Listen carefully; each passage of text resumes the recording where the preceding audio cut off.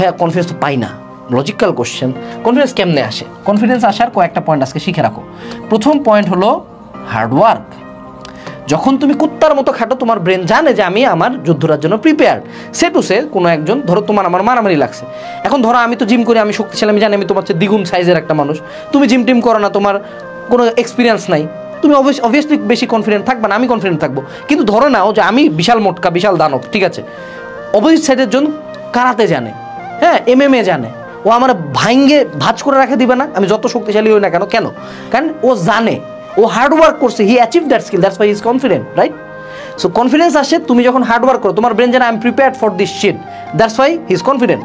2 number, সেটা হলো success. এই যে পয়েন্টটা আসলো, খুবই ইম্পর্টেন্ট পয়েন্ট, এটা খুবই ইম্পর্টেন্ট, মনে রাখবা। এটা অনেকে মিস্টেক করো।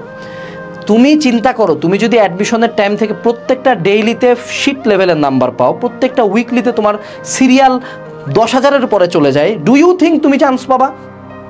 তোমার যখন পুরো লাইফ জুড়ে শুধু ব্যর্থতা ব্যর্থতা ব্যর্থতা ব্যর্থতা, তোমার ব্রেন কি দেখে কনফিডেন্ট হবে? ও কনফিডেন্ট হবে না তো, স্বাভাবিক। তোমার তো কোনো কিছু নাই যেটা নিয়ে কনফিডেন্ট হবো। তুমি কি সালমান খান, তুমি কি ঋত্বিক রোশন? তোমার তো চেহারাও নাই। তোমার কি খুব টাকা আছে? তুমি কি মুকেশ আম্বানির পোলা না? তাহলে তোমার ব্রেন কি নিয়ে কনফিডেন্ট হবে?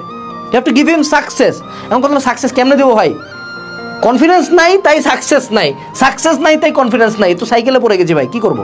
এই সাইকেল ব্রেক করা শিখাই। তোমার ব্রেন আবার একদিক থেকে বোকা, সেটা লোকে তুমি মাইক্রো সাকসেস দাও।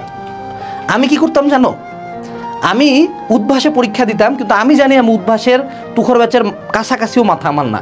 আমি সেন্ট্রালে হাইয়েস্ট, অর্থাৎ একদম উদ্ভাসের সবগুলো উইকলি ডেইলি মিলায় সেন্ট্রাল মেরিট আমার গেছিল 17তম, ঠিক আছে? তারপর আমার বুয়েটের পজিশন ছিল সম্ভবত 287, যদিও বুয়েট মেডিকেল হ্যাবিটিন্সে চান্স পেয়েছে, but that is not a good position, I know. এটা তো ভালো পজিশন না, আমি তো ভালো স্টুডেন্ট না, আমি কি বুয়েটের টপ 10-এর মতো মাথা তো আমার না।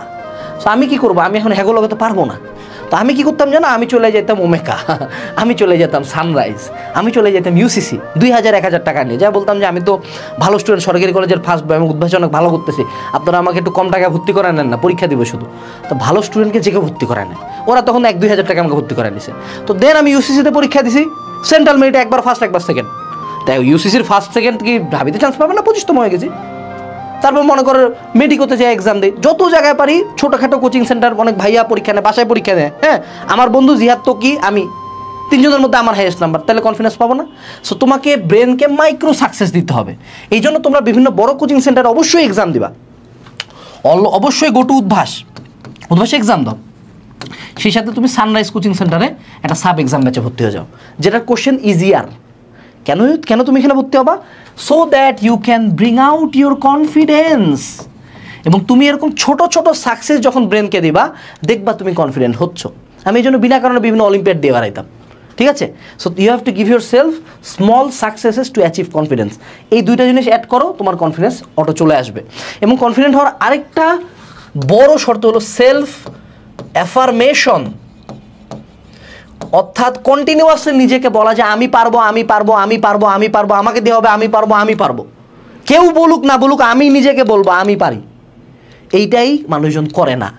কেউ তোমার উপর বিলিভ করে না। ভাই, তুমি নিজের উপর বিলিভ করো, তোমার সেলফ কনফিডেন্স আছে তো আগে, তারপর বাকি কনফিডেন্স। ক্লিয়ার? আচ্ছা।